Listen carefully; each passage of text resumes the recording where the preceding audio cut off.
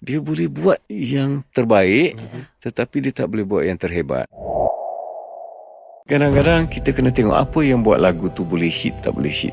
Adalah sentuhan air tangan yang you cakap tadi. Very true. Macam mana mak kita masak. Itu yang AI tak boleh buat. Seperti mak masak.